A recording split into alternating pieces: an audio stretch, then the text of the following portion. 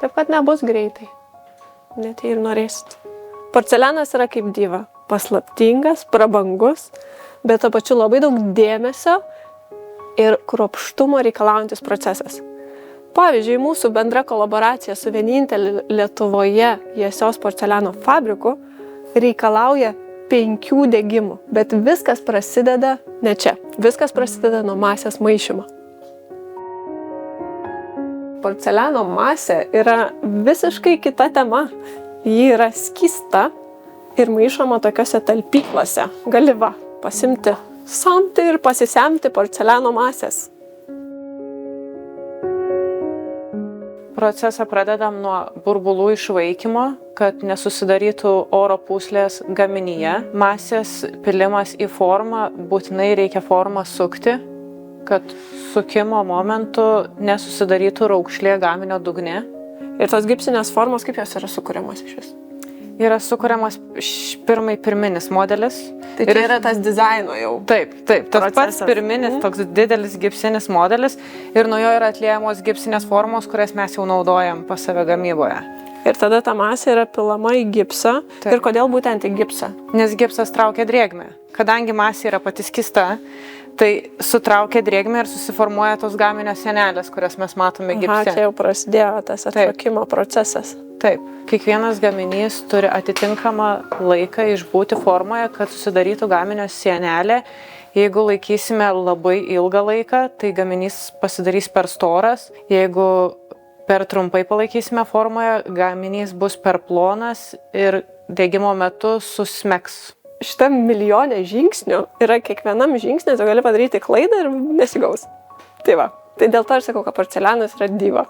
Visiškai. Ir dar reikia nepamiršti, kad jį reikia nuretušuoti. Taip.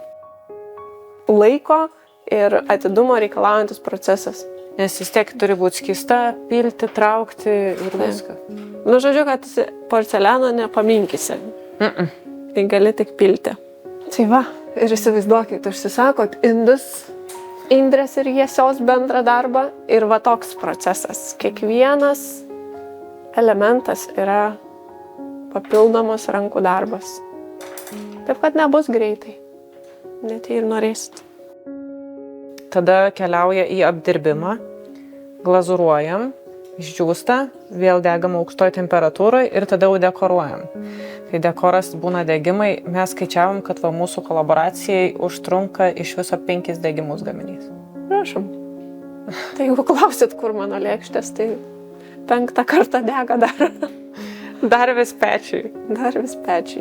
Tai kol išdžiūvęs gaminys dar nėra buvęs krosnėje, jis yra pakankamai trapus ir taip paspaudi ir jisai sutrupa. Ir visos šitos dalys, jos keliauja atgal į maišymo talpyklą ir yra toliau naudojamos, nes praskiedus su vandeniu vėl virsta į skystą masę.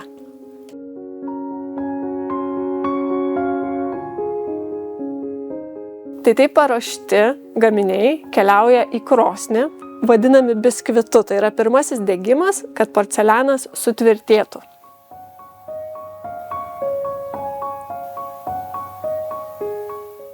Pats procesas prasideda, kai uždedame trafaretą, kad dekoruotoja žinotų, kurioje vietoje turi būti piešinys, kad galėtų nupiešti dekoro elementus. Ir visus pigmentus maišėm ir ieškojom spalvų specialiai šitam dizainui. Taip. Čia ne tai, kad tiesiog pasiėmiau spalvą, šita bus gera. Ne. Nes spalvos dar keičiasi degant ir buvo labai daug testavimų ir todėl šitas procesas buvo toks ilgas. Nes pirminiai dizainai nuo dabartinių gerokai skiriasi, nes daug spalvų išbandėm, daug piešinių, daug formų, daug gėlyčių ir lapelių visokių. Tam, kad gauti dabartinį vaizdą. Taip.